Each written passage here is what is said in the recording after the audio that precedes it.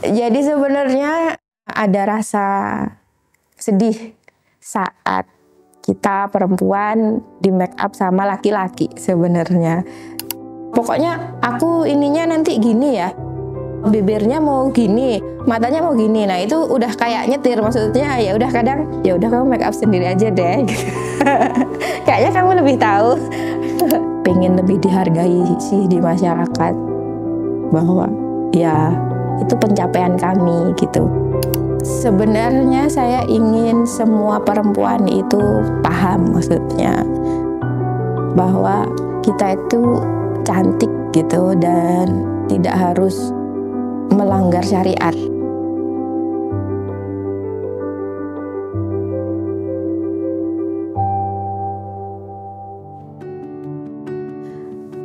Nama saya Caca.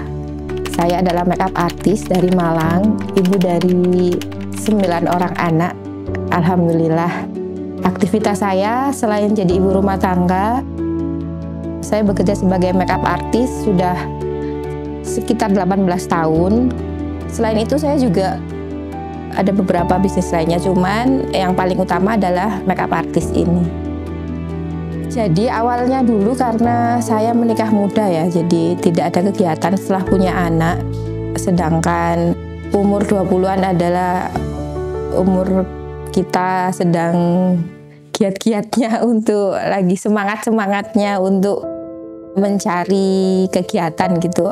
Akhirnya pada satu saat saya waktu itu hadir di pernikahan, kebetulan ada di desa, di gunung gitu, dan melihat pengantinnya itu lebih cantik tanpa make up daripada setelah di make up. Itu awalnya. Jadi dalam hati saya sedih gitu. Kenapa kalau yang bisa cantik saat hari bahagianya itu hanya orang-orang yang berada, karena zaman dulu kan juga rias pengantin itu cuma sedikit ya. Dan yang kalau di daerah-daerah ya mungkin karena kekurangan bahan, kekurangan pengetahuan juga, teknik dan lain-lain, akhirnya ya begitulah. Dari situ saya terbesit, oh kayaknya saya harus belajar ini, pengen belajar karena ya itu, karena kasihan sama orang-orang seperti itu gitu. Akhirnya alhamdulillah dari keinginan itu saya bertemu sama teman lama saya yang lebih dulu jadi mua dan saya diajarin. Nah disitulah secara nggak sengaja akhirnya keterusan gitu sampai sekarang lah, sudah 18 tahun. Jadi awalnya saya memang belajar dari teman saya. Jadi kursus tapi kebetulan memang teman saya gitu. Sekarang beliau mua terkenal di Jakarta. Dia yang ngajarin saya. Setelah itu saya belajar melalui online ya, praktek maksudnya. Belajar dari mana, sampai saat ini pun tetap terus belajar karena ilmu memang semakin berubah ya, maksudnya zamannya berbeda, jadi memang kita harus selalu upgrade ilmu. Sampai sekarang tetap belajar untuk bisa bertahan. Kita awalnya kita dari kekurangan orang ya, jadi permintaan yang tinggi atas make up syar'i, permintaan tinggi akan tenaga, permintaan tinggi akan harga. Jadi ada beberapa klien yang tidak bisa menjangkau saya umpamanya gitu. Memang saya kan tidak mungkin akan menurunkan harga karena itu juga tidak baik untuk mua-mua yang lain gitu kan. Akhirnya saya bikin tim nih untuk memenuhi itu ya. Tim saya juga dari murid-murid saya yang dulu belajar ke saya dan visi misinya sama. Jadi kita memang sekarang udah seperti keluarga gitu, karena emang dicari yang kita bisa sejalan gitu. Alhamdulillah kita sekarang ada 4 orang make up dengan saya dan 2 orang tim hijab dulu. Jadi sebenarnya ada rasa sedih saat kita perempuan di make up sama laki-laki sebenarnya. Kayak dunia make up ini dimenangkan oleh laki-laki. Saat kita tahu ilmunya, kita jadi sedih kan, maksudnya. Harusnya ada perempuan-perempuan yang bisa lebih jago, maksudnya bisa memenangkan hati perempuan-perempuan lainnya. Nah, disitulah kita makanya bikin Caca Make Up ini. Dasarnya karena itu, selain karena agar semua orang bisa cantik di hari bahagianya, nggak perlu tunggu kaya dulu, zaman dulu ya. Nah, setelah kita mencari ilmu, sejalannya waktu, oh ya, kita ini harus ada karena yaitu perempuan itu harus dipegang oleh perempuan.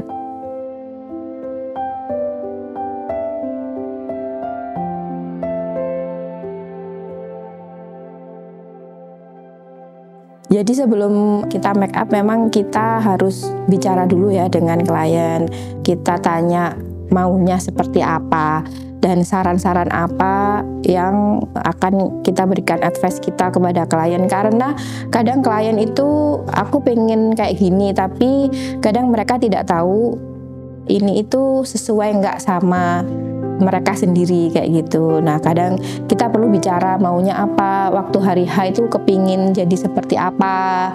Saya benar-benar harus tahu karakteristiknya pengantin itu seperti apa. Jadi saya bisa kadang karena kalau seumpama pengantinnya itu pasrah tidak punya keinginan, berarti kan saya yang harus menentukan make up seperti apa yang saya akan aplikasikan ke pengantin itu. Nah untuk itu saya perlu mengenal lebih dalam bagaimana kepribadian pengantin itu. Oh ternyata dia ceria, dia riang. Oh berarti make upnya juga akan yang begitu. Oh dia kalem gitu. Oh berarti make upnya nggak mungkin dipaksain dia yang lipstiknya merah gitu. Dia pasti nggak akan pede gitu. Jadi memang saya harus mengenal. Tapi karena alhamdulillah sering begitu. Jadi kadang dari cara dia nge-WhatsApp atau bicara ketemu sebentar aja kita udah paham gitu. Oh ini larinya kemana gitu.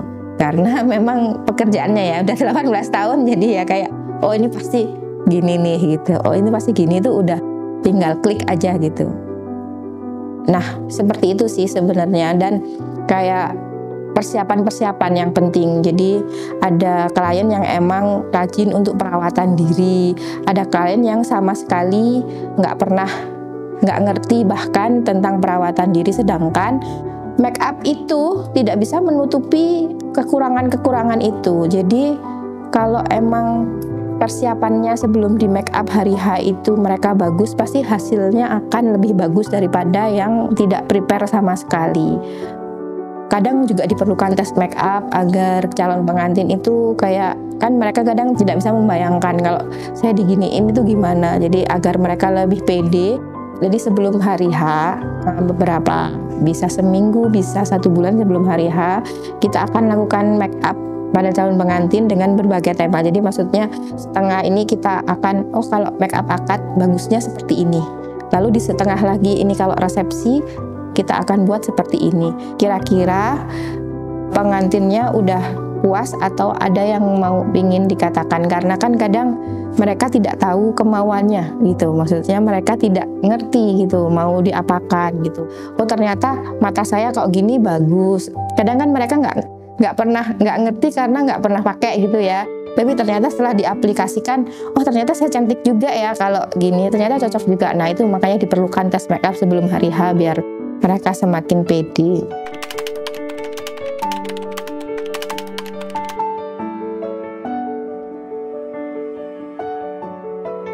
Jadi ada berbagai macam klien. Sebaiknya itu boleh mengatakan keinginannya, tapi jangan nyetir ya, beda. Ada yang pokoknya aku ininya nanti gini ya, bibirnya mau gini, matanya mau gini. Nah itu udah kayak nyetir, maksudnya ya udah kadang ya udah kamu make up sendiri aja deh.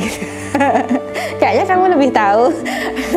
Ya itu jadi kayak kamu udah nggak percaya sama saya, maksudnya ya kan, itu beda. Itu jadi kayak kita bekerjanya juga 80% gitu, enggak 100%.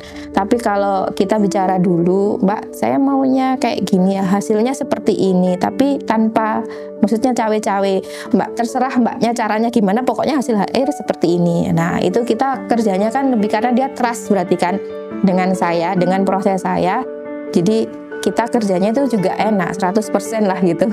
Nah biasanya klien itu memaksakan, jadi dia ngambil foto dari mua A, mua B disuruh mengerjakan sama seperti ini kayak gitu. Nah kalau inspirasi, Mbak aku maunya seperti ini, itu it's okay ya, maksudnya itu masih boleh.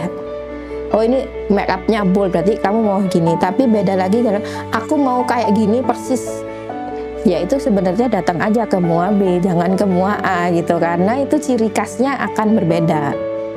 Setiap mua itu punya hasil apa ya, kayak ada ciri khasnya masing-masing. Walaupun kita make up, kita pasti ada ciri khasnya. Seumpama kita lagi ngerjakan Korean look kayak gitu, Korean look versi saya dan Korean look versi mua lain mungkin akan punya ciri khas sendiri yang berbeda. Kita nggak bisa kayak ngeblat gitu ya dari mua lain gitu, karena ini tentang rasa ya. Jadi kadang kalau ada kayak oh ini warnanya kayak gini, menurut saya ini udah ketebelan banget gitu, tapi ternyata kalau make up kayak gitu tuh emang warnanya harus kayak gitu. Nah ya itulah yang kita nggak bisa paksain karena ini rasa. Jadi ya sebaiknya itu kalau kalian udah suka sama mua A, berarti ya portfolionya itu akan seperti itu, walaupun itu nanti Korean, bold make up, soft make up apa itu ada garis, ada benang merahnya gitu, seperti itu. Kalau kalian mau make up gaya seperti mua B, ya seperti itu. Jadi kita nggak bisa menjiplak karya orang lain, itu sebenarnya kita nggak bisa.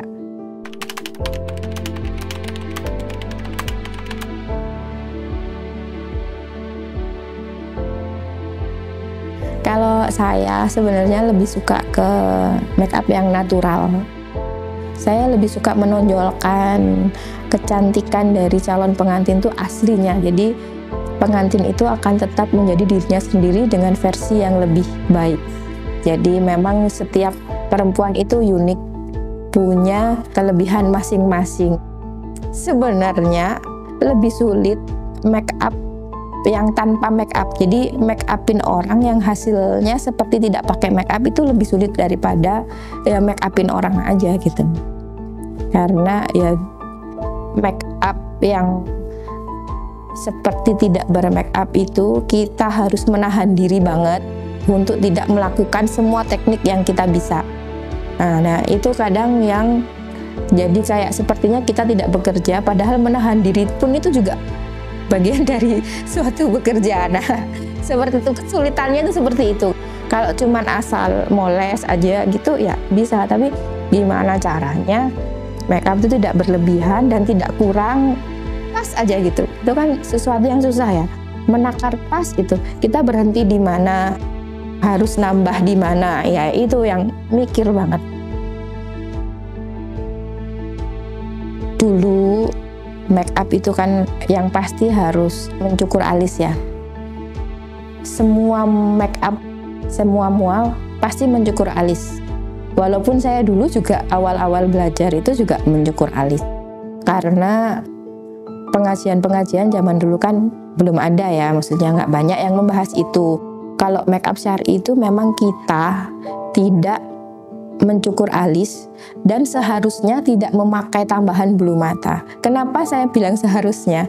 Karena kita berdakwah kan memang nggak bisa langsung ya. Jadi kalau tidak cukur alis itu kita udah mutlak. Di Caca Makeup ini nggak boleh cukur alis. Tapi kalau tidak memakai bulu mata itu kita masih kenalkan. Pertimbangannya begini, mungkin saya juga banyak dihujat sih tentang ini gitu ya. Kalau saya nggak pakein bulu mata, hasil make up memang tidak bisa bersaing dengan hasil make up yang lain. Nah, peminatnya masih sedikit, yang tahu masih sedikit gitu. Jadi dulu kita pernah kasih diskon banyak untuk pengantin yang mau nggak pakai bulu mata, sampai segitu maksudnya. Kita kenalin dulu. Jadi nah kalau kita nggak gitu, kita nih mua yang nggak pakai bulu mata itu ya kita nggak, gampangnya kita nggak laku gitu, kita nggak laku. Lah kalau kita nggak laku, kita juga jadi nggak bisa siar juga dong gitu. Jadi memang harus pelan-pelan, kita edukasi pelan-pelan. Kalau nggak bisa ya Bismillah. Yang penting Allah tahu niatnya kita itu adalah mengurangi itu gitu. Alhamdulillah Caca Makeup kita konsisten untuk memberi hadiah untuk para hafidz Quran. Jadi kalau calon pengantinnya hafidz Quran bisa minta make up ke kita gratis kalau hafidz Quran 30 juz ya. Itu masih program dari Zaza Make Up. Dan yang kedua itu kalau mau tanpa bulu mata itu akan dapat potongan khusus. Itu pernah ada program seperti itu. Ya, itu adalah salah satu kita mengenalkan lah kepada calon klien ya, terutama yang muslim, bahwa sebenarnya kita cantik kalau tanpa bulu mata. Cuman di sosial media itu kan kita digempur dengan gambar-gambar cantik yang sedemikian rupa yang itu udah dibayangan perempuan-perempuan kita. Jadi kayak nggak mungkin kalau itu tuh akan langsung hilang, kecuali memang trendsetternya nggak pakai pasang bulu mata gitu kan. Ya bismillah, pelan-pelan, semoga banyak perempuan-perempuannya segera sadar. Saya suka profesi ini karena saya menjadi salah satu bagian di hari bahagia seseorang. Itu yang priceless, maksudnya saya waktu bekerja sering melihat ya bagaimana seorang ayah yang melihat anaknya mau menikah. Ini nangis. Ingat ayah saya. Terus saya melihat bagaimana seorang suami yang pertama kali melihat calon istrinya, maksudnya istri barunya itu dengan cantik, itu tatapannya wow, tidak bisa nggak bisa kayak apa ya, itu cinta pandangannya mereka, apalagi kalau anak-anak yang ta'aruf itu ya. Jadi melihat mereka itu ikut seneng banget gitu. Jadi kalau pulang itu kayak saya punya energi gitu. Seneng karena bagian dari saya mempercantik istrinya, sehingga ayahnya dan suaminya itu melihat sosok perempuan yang berbeda gitu. Di hari bahagianya itu suatu kebahagiaan banget buat saya. Dan itu candu. Jadi candu banget. Makanya saya bertahan. Kalau dukanya itu masih banyak orang yang meremehkan profesi ini. Jadi kayak seperti wong gitu tok ae kok sak ngono gitu kan. Sehingga mereka tidak menghargai jasa dan keterampilan seorang. Bahkan ada yang tega untuk menipu kami. Jadi mereka minta make up kami press list untuk pesta gitu. Ternyata itu acara akad nikah seperti itu. Padahal kenapa mereka tidak berpikir ya, maksudnya menikah itu adalah suatu ibadah, tapi dimulai dengan satu langkah yang salah gitu. Sedih sih sebenarnya, kasihan, lebih ke kasihan banget kamu kok cuman gara-gara cuman uang berapa yang mereka nipu gitu ya, maksudnya. Tapi mereka tidak memikirkan dampaknya untuk rumah tangga mereka yang dimulai dengan salah satu hal yang nggak benar kayak gitu. Sedih sebenarnya, sedih sekali dengan kok tega gitu kan. Bukan sedih ke kami ya, itu rezeki kami. Kalau nggak rezeki, kalau kita memang dapat seperti itu, cuman kita kasihan aja sama mereka sebenarnya. Karena kita adalah entrepreneur ya, yang penghasilannya itu nggak tentu. Beda sama pegawai. Pegawai itu umpama dia kehabisan uang hari ini, tunggu 5 hari lagi rekeningnya keisi lagi. Mungkin seperti itu. Sedangkan kalau kita uang habis hari ini, entah seminggu lagi, entah besok, entah 2 hari lagi, tidak ada kepastian untuk kita. Nah, tapi dari situ menjadikan saya terutama lebih tawakal ya. Kita nggak usah mikir apapun, ya pasti ada aja rezekinya gitu. Yaitu menurut saya kelebihan karena saya tidak berpenghasilan yang pasti setiap bulannya, itu akhirnya saya bisa tawakal gitu. Dan dari situ jadi kayak berbuat sesuatu tuh mikir banget, karena ini Allah ridho nggak ya? Ini kalau Allah nggak ridho nanti rezekiku jauh lagi kayak gitu. Jadi seringnya begitu. Jadi bisa menjaga diri karena takut kalau ini salah, nanti kalau salah nggak ada rezekinya, nggak dapet lagi. Akhirnya ya itu, maksudnya berpegang, nggak lupa itu karena itu sebenarnya. Allah ya, kita pegang Allah, pasti Allah nggak akan lupa sama kita. Jadi sebagai seorang perempuan, ridho suami itu nomor satu ya. Kadang sebagai perempuan itu kadang ada lupanya terhadap itu. Pernah suatu ketika sebelum berangkat kerja itu bertengkar sama suami. Nah, maksudnya ya itulah, maksudnya godaan perempuan yang bekerja adalah sombong bahwa mereka bisa melakukan tanpa suami. Nah, itu adalah kekufuran yang sangat besar bagi saya, yang pernah saya rasakan, kefuturan yang paling besar banget. Saat itu pernah merasa sedikit sombong, sedikit aja gitu, karena bertengkar dengan suami sebelum bekerja. Dan itu di tempat kerja ada aja kejadian yang tidak mengenakan, yang di luar nalar. Maksudnya kayak kena marah orang yang sebenarnya dia itu nggak perlu marah ke kita. Maksudnya kok kita jadi dimarah-marahin orang seperti itu. Banyak kejadian buruk, dan saya sadar bahwa kejadian buruk itu bukan dari Allah. Kejadian buruk itu adalah kesalahan kita. Nah, dari itu saya sadar, oh ya, ridho suami keluar pintu rumah tanpa ridho suami, itu kejadian itu yang sangat ngena. Jadi kalau anak-anak tim saya pesen nih, kalau kalian izin make up nggak keluar, nggak usah, minta ganti teman, karena itu nggak bisa. Kalau suami nggak izinin, Allah nggak ridho, percuma, berantakan, dan rezekimu nggak berkah gitu.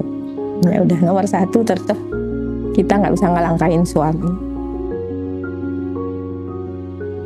Jadi make up artist itu tidak gampang. Kita perlu waktu, perlu biaya, perlu tenaga untuk menjadi seorang mua yang berkualitas, dan itu tidak murah dan tidak gampang gitu. Apalagi untuk menjadi profesional itu butuh jam terbang. Ya, itu juga butuh effortnya tinggi sekali. Jadi pengen lebih dihargai sih di masyarakat, bahwa ya itu pencapaian kami gitu. Sebenarnya saya ingin semua perempuan itu paham, maksudnya bahwa kita itu cantik gitu, dan tidak harus melanggar syariat. Ya, itu yang pengen kita siarkan sama perempuan-perempuan muslim di Indonesia. Semoga para mua-mua itu, terutama yang mua muslim, itu tahu apa yang boleh dan tidak boleh dilakukan, dan bisa mengedukasi kepada perempuan-perempuan lain. Jadi kita ini biar bisa hidup sesuai dengan apa yang dimaui sama Allah gitu. Apa yang dilarang tentu ada alasannya, kenapa kok tidak boleh. Dan apa yang dibolehkan itu ya memang rezeki untuk kita, dan itu banyak sebenarnya. Yang dilarang itu cuma sedikit, tapi kenapa kita tebas juga gitu, maksudnya kita terobos. Ya, semoga siar-siar Islam ini akan lebih dikenal lagi sama mua-mua yang lain.